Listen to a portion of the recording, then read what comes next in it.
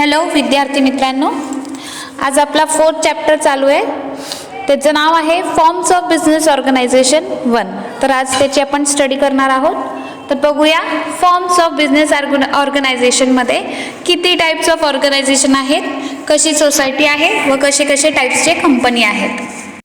तर बघूया व्यवसाय संघटनाचे प्रकार भाग 1. त्यातलाच पहिला प्रकरण बघणार आहोत ते म्हणजे खाजगी क्षेत्र. खाजगी क्षेत्रामध्ये सर्व प्रकारच्या वैयक्तिक किंवा कंपनी व्यवसायाचा समावेश होतो.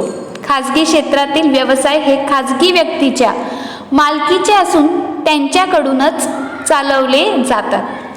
खाजगी क्षेत्रातील व्यवसायांची काही महत्त्वपूर्ण वैशिष्ट्ये म्हणजे खाजगी पुढाकार, नफा प्रेरित व्यवसाय आणि व्यवस्थापन हे खाजगी मालकी व्यक्तीच्या हाती. सध्या खाजगी क्षेत्रातील कंपन्याची मालकी ही सभासदांच्याकडे असते, तर व्यवस्थापन हे व्यावसायिक व्यवस्थापकांकडे असते. व्यावसायिक व्यवस्थापक हे नफ्याने प्रेरित होऊन काम न करता व्यवसायाचा विस्तार, दृढीकरण, सामाजिक जागृती, सामाजिक जबाबदारी व सामाजिक कल्याण इत्यादी घटकांवर सुद्धा लक्ष केंद्रित करतात. आता जे प्रायव्हेट सेक्टर आहे हे कशात इन्क्लूड्स करतात? डिफरंट टाइप्स ऑफ इंडिव्हिज्युअल और corporate enterprises. Private sector enterprises are owned and manage by the private entities. हे कोण मॅनेज करतो? Private entities. The private sector enterprises are mostly characteristics by certain common characteristics like private entity, profit, motive, ownership and management is in the private hand. Nowadays, private sector is a form of the corporate industrial units are normally owned by the shareholders and managed by the professional managers. म्हणजे हे जी company on करते हे कोण on करते? Managed by the professional managers. Where they are not only guided by the profit motive, नुसता त्यांना profit मोटिव्हनी guide केलं नाही जात, but also the expansion, consideration, arousing social consciousness, social responsibility and social welfare. म्हणजे ह्याच्या under त्यांना सगळेच training भेटत असतात. तर बघून जाणून घेऊया याचा अर्थ, मीन्स मिनिंग. आता खाजगी क्षेत्र म्हणजे अर्थव्यवस्थेतील असे एक क्षेत्र की जे नफा मिळवण्यासाठी व व्यक्तीच्याकडून किंवा कंपनीच्याकडून चालवली जाते. तसेच या क्षेत्रावर सरकारचे मर्यादित नियंत्रण असते. The rules are govern by the government. आणि खाजगी क्षेत्र हा अर्थव्यवस्थेचा एक भाग असून नागरिकांचे क्षेत्र असे संबोधले जाते. सर्वसाधारणपणे खाजगी क्षेत्राचे वर्गीकरण पुढील प्रमाणे करता येईल. आता ह्याचे वर्गीकरण केले आहेत, आपण त्याला टॅब्युलर फॉर्म मध्ये प्रेझेंट करू. खाजगी क्षेत्र आता कशामध्ये डिवायडेड आहे? पहिलं तर एकल व्यापारी भागीदारी संस्था, एकत्र हिंदू कुटुंब व्यवसाय, सहकारी संस्था, कंपनी. आता कंपनी परत दोन ह्याच्यामध्ये विभागली आहे, त्याचे वर्गीकरण दोन भागामध्ये विभागले आहेत, ते म्हणजे खाजगी मर्यादित कंपनी आणि दुसरा आहे सार्वजनिक मर्यादित कंपनी. आता भारतीय अर्थव्यवस्थेमध्ये खाजगी क्षेत्राचे महत्त्व अन्यसाधारण असे आहे की जे भारतातील माहिती तंत्रज्ञान कंपन्या, खाजगी बँका, आर्थिक सेवा देणाऱ्या कंपन्यांच्या विकासावरून दिसून येते. भारतीय उत्पादक उद्योग खाजगी कंपन्यांमुळे बहरात आला आणि त्यांचाच दबदबा निर्माण झाला आहे. उत्पादक कंपन्यांनी वाहन निर्मिती, रासायनिक उद्योग, कापड व्यवसाय, कृषी खाद्यपदार्थ निर्मिती, कम्प्युटर इत्यादी ह्या क्षेत्रांत काबीज केले आहे व विकासाचे हेच महत्त्वाचे घटक आहेत. ठीक आहे. आता या प्रायव्हेट सेक्टर ऑर्गनायझेशननी कोणत्या कोणत्या क्षेत्रामध्ये डेव्हलपमेंट केली आहे? तर manufacturing companies covering the centres like automobile, chemicals, textiles, agro food, computers, hardware, telecommunication equipments and petrochemical products वर मेन डिराइव्स ऑफ ग्रोथ. ठीक आहे. तर हे काय पाहिलं आता आपण? Private sector organisation. ह्याचं टॅब्युलर फॉर्म कसं आहे? प्रायव्हेट सेक्टर ऑर्गनायझेशनचं sole proprietor, partnership, joint Hindu family, cooperative society and joint stock company, अशा ह्या 5 पार्ट्समध्ये हे असे डिवायडेड झाले. तर आपण प्रत्येक पार्टचे फीचर्स, मेरिट्स, डिमेरिट्स जाणून घेणार आहोत. तर बघूया आपल्या पहिल्या व्यवसाय संघटनाचा प्रकार. पहिला प्रकार कोणता आहे? एकल व्यापारी संघटना. आता वाणिज्याच्या इतिहासात व विकासामध्ये व्यवसाय संघटनाचे अनेक प्रकार आहेत. त्याची सुरुवात एकल व्यापारी व्यवसायापासून होते. हा व्यवसाय संघटनेतील सर्वात जुना व साधा प्रकार आहे. या व्यवसाय प्रकारामध्ये व्यक्ती स्वतःचे भांडवल गुंतवते, स्वतःचे कौशल्य वापरते व व्यवसाय संबंधीचे सर्व कार्य पार पाडते, नफ्याचा आनंद घेतो व होणारा तोटा सुद्धा सहन करतो.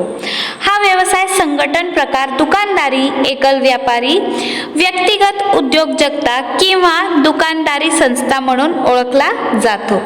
एकल व्यापारी हा स्वयंरोजगारीचा उत्कृष्ट नमुना आहे. म्हणजे याच्यामध्ये प्रॉफिट, लॉसेस जे पण आहेत ते सगळे कोण बिअर करतो? सोल प्रोप्रायटर म्हणजे स्वतः इंडिव्हिज्युअल. बघूया याची व्याख्या. According to the professor J Hanson, जेव्हा एखादी व्यक्ती व्यवसाय करिता आवश्यक असणारे भांडवल स्वतः उभारते आणि तो व्यवसाय स्वतःच्या जबाबदारीवर स्वतः चालविते, व्यवसायातील नफ्या तोट्यातील स्वतःचा जबाबदार राहते, तेव्हा त्यास व्यक्तिगत व्यापारी किंवा एकल व्यापारी असे म्हणतात. ठीक आहे, हे कुणाचं मत आहे? एल हॅन्सन यांचे मते. आता बघूया जेम्स काय म्हणतात. जेम्स यांचे मते एखाद्या व्यापाऱ्याने स्थापन केलेल्या एखादा औपचारिक व्यवसाय म्हणजे व्यक्तिगत व्यापार होय. आता याचे डेफिनेशन काय म्हणतात की sole proprietorship is an informal type of business owned by only one person. Sole proprietorship म्हणजे वन मॅन शो. तर बघूया एकल व्यापारी संघटनाचे वैशिष्ट्य म्हणजे फीचर्स ऑफ कोऑपरेटिव्ह सोसायटी. व्यक्तिगत मालकी एकल व्यापारी व्यवसाय संघटनेवर एकाच व्यक्तीची मालकी असते. व्यवसायाचा आवश्यक असणारा भांडवल तो स्वतः गुंतवितो. व्यवसायातील सर्व मालमत्तेवर त्याची मालकी असते. व्यवसायातील सर्व देणी देण्यासाठी त्यालाच जबाबदार धरले जाते. Means he is a one man show. मी तुम्हाला आता पहिलेच म्हटलं दॅट इंडिव्हिज्युअल ओनरशिप असते. There is only one owner in sole trading concern. He invest all the capital required for the business. He own all the assets of the business and he also remains responsible for the liabilities of the business. म्हणजे business मध्ये जे पण profit झालं त्याचा पण तो एकटा enjoy करतो किंवा लॉस झाला तर त्याला स्वतःलाच एकट्याला बेअर करावं लागतं. बघूया आपला पुढचा point. No sharing of profit and risk म्हणजेच नफ्यात किंवा धोक्याच्या जबाबदारीत वाटेकरी नाही. तर एकल व्यापारी हा व्यवसायाचा एकटाच मालक असतो. व्यवसायातील नफ्यात किंवा तोट्यात दुसरा कोणीच भागीदार नसतो. ॲज आय सेड अर्लियर की ह्याच्यामध्ये त्याला प्रॉफिट झालं किंवा लॉस झालं हे दोनही घटक त्यालाच बेअर करावं लागतं. व्यवसायातील सर्व नफा त्याला एकट्यालाच मिळतो. प्रॉफिट काय करतो? त्याला सगळं त्यालाच मिळतं. परंतु व्यवसायातील सर्व धोका व सर्व देणी या बाबतीची जबाबदारी त्याच्या एकटीची असते. He is the only whole and sole responsible for the profit and losses he bears in the business. तर ही नफ्याचा किंवा धोक्याची जबाबदारीत वाटेकरी नाही. ह्याच्यामध्ये प्रॉफिट अँड लॉसेसचा division, there is no sharing of profit and risk. दोन्ही स्वतःलाच बेअर करावं लागतं. तर आपला नेक्स्ट पॉइंट आहे सेल्फ एम्प्लॉयमेंट म्हणजेच स्वयंरोजगार. एकल व्यापारी व्यवसाय हा स्वयंरोजगाराचा आदर्श नमुना आहे. सामाजिक दृष्टीने त्याला अनन्यसाधारण असे महत्त्व आहे. कोणीही बेरोजगार व्यक्ती अल्प भांडवलावर व्यवसाय सुरू करून स्वतःचा उदरनिर्वाह करू शकते. स्वतःचा व्यवसाय सुरू करून उत्पादनाचा मार्ग शोधू शकते. म्हणजे हे काय सेल्फ एम्प्लॉयमेंट आहे. ह्याच्यामध्ये sole trading concern is a best suitable for a self employment and employed person, म्हणजे ज्याला नोकरी वगैरे काही नाही आहे तो हा बिझनेस स्टार्ट करू शकतो स्मॉल कॅपिटलवर and can earn his livelihood. He gets a source of income by starting his own business. तो इन्कम कसा मिळू शकतो? त्याचा स्वतःचा बिझनेस सुरू करून. ठीक आहे, तर बघूया आपला फिफ्थ फीचर, ते म्हणजे लोकल मार्केट ऑपरेशन, म्हणजे स्वतंत्र कायदेशीर अस्तित्वाचा अभाव. एकल व्यापारी व्यवसाय संघटनेतील स्वतंत्र कायदेशीर अस्तित्व नसते. कायद्याच्या नजरेतून एकल व्यापारी आणि त्याचा व्यवसाय एक मानला जातो. आता याच्यामध्ये काय होतं, that there is no separate legal status. याचा सेपरेट लीगल स्टेटस नसतो. Sole trading concern does not enjoy separate legal statement. In the eyes of law the sole trader and his business are consider one and same. ठीक आहे, आता त्याला काय वेगळं काय करू शकत नाही. तो वन मॅन शो आहे, तर तो स्वतः एकटाच सगळं हँडल करणार. तर ही काय sole trading concern does not enjoy separate legal status in the eyes of law और the sole trader and his business are consider as one and the same. आपला नेक्स्ट पॉइंट आहे किंमत कमी सरकारी नियम. एकल व्यापारी व्यवसाय संघटनेचे कार्याचे नियमन करण्यासाठी कोणताही स्वतंत्र कायदा व नियम नाही. व्यवसायाच्या स्थापनेसाठी काटेकोर व कठोर अशी कायदेशीर प्रक्रिया नसते. फक्त करविषयक व कामगारविषयक कायद्याचे पालन करावे लागते. ह्याच्यामध्ये गव्हर्नमेंट रेग्युलेशन्स नसतात. आणि पहिली गोष्ट तर हे आपलं जॉब नाही आहे, हे आपला स्वतःचा बिझनेस आहे. तर आपणच त्याचा बिझनेसचं टायमिंग सेट करायचे, त्याचे रूल्स अँड रेग्युलेशन आपणच सेट करायचे आणि मग आपण आपला बिझनेस सुरू करायचा. आता सपोज जॉब आहे आपला 10चा, तर आपल्याला इथं 5 मिनिटं पहिले पोचावं लागतं, कारण की आपला जॉब आहे. परंतु बिझनेसमध्ये जर आपलं टायमिंग आपण ठरवलंय की 10 वाजता जायचंय आणि आज आपल्याला बाहेर जायचंय, तर आपण काय करणार, आपली शॉप कधी उघडणार, 1 तासानंतर उघडणार. मग हे काय झालं, ह्याच्यामध्ये आपल्याला काही रूल्स अँड रेग्युलेशन नाही आहे किंवा आपल्याला बाहेर जावं, इमिजिएट आपल्याला बाहेर जावं लागतं. तर आपण काय करतो, जे जॉबला असतात ते काय करतात, त्यांना पहिले ॲप्लिकेशन द्यावं लागतं, त्यांना परमिशन घ्यावी लागते. ह्याच्या केसमध्ये काय असतं, ह्याच्यामध्ये गव्हर्नमेंट रूल किंवा आपले जे वरिष्ठ असतात त्यांचे काय रूल्स अँड रेग्युलेशन नसतात. हे पूर्ण आपल्या हातात असतं. म्हणून याला काय म्हणतात, whole and sole is in the hand of the sole proprietor. तर there is no separate rules and regulation or a law of a government activities of a sole trading concern.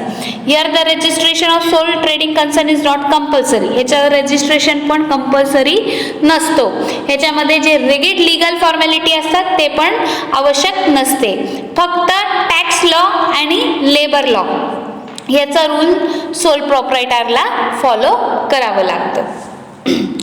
तर अमर्यादित जबाबदारी, आपला नेक्स्ट फीचर आहे अमर्यादित जबाबदारी. एकल व्यापारीचे व्यवसायातील जबाबदारी ही अमर्यादित स्वरूपाची आहे, मीन्स अनलिमिटेड लायबिलिटी.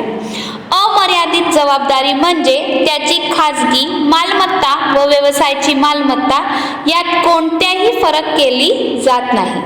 म्हणजेच व्यवसायाची देणी भागविण्यासाठी व्यवसायाची मालमत्ता कमी पडल्यास त्याचा खाजगी मालमत्तेचा वापर केला जातो. Here the liability is unlimited. Why? Sole proprietor has an unlimited liability. Unlimited liabilities implies that there is no distinction between personal property and business property. ठीक आहे. आता ह्याच्यामध्ये अनलिमिटेड लायबिलिटीज का म्हटलं आहे, कारण की ह्याचं आपण जे आपलं बिझनेस आहे, आपल्या बिझनेसमध्ये आपल्याला एखादी वस्तू आपल्याला असं वाटतंय की ह्याची आपल्याला कमतरता आहे, तर आपल्याकडे घरी ती खूप जास्त क्वांटिटीमध्ये आहे, तर ती वस्तू आपण आपल्या बिझनेसमध्ये यूज करू शकतो. परंतु जेव्हा आपण जॉब करतो त्याच्यामध्ये आपली लायबिलिटी कशी असते, आपली लायबिलिटी लिमिटेड असते. तर आज आपण पाहिले व्यवसाय संघटनाचे प्रकार भाग 1. त्याच्यामध्ये आपण पाहिले खाजगी क्षेत्र, त्याची प्रस्तावना, त्याचे अर्थ, त्याचा टॅब्युलर फॉर्म पाहिला आपण खाजगी क्षेत्राचं, परत त्याचे वैशिष्ट्य पाहिले. ठीक आहे, किती वैशिष्ट्य पाहिले आपण त्याचे? 7 वैशिष्ट्य पाहिले. तर कोणते कोणते होते ते? व्यक्तिगत मालकी, नफ्यात किंवा धोक्यात जबाबदारी वाटेकरी नाही. तिसरा स्वयंरोजगार. चौथा स्थानिक बाजारपेठ कार्य. पाचवा स्वतंत्र कायदेशीर अस्तित्वाचा अभाव. सहावा कमीत कमी सरकारी नियमन. सातवा अमर्यादित जबाबदारी. ठीक आहे, तर हे आज आपण काय पाहिले? व्यवसाय संघटनेचे प्रकार भाग 1. ठीक आहे, त्यातला पहिला प्रकार आपण पाहिले आणि त्याचे वैशिष्ट्य पाहिले. ठीक आहे, तर पुढच्या लेक्चरमध्ये आपण बघूया त्याचे फायदे आणि दोष. आता मी तुम्हाला असाइनमेंट देत आहे. आता असाइनमेंट मी जे जे देते आहे, असाइनमेंट 1, असाइनमेंट 2, तुमच्या असाइनमेंट बुकमध्ये मला ते कंप्लीट पाहिजे. ठीक आहे, तर खूप इझी आहे. आपल्याला फक्त काय करायचं आहे? एका वाक्यात उत्तरे लिहा. पहिला प्रश्न आहे अंतर्गत व्यापार म्हणजे काय?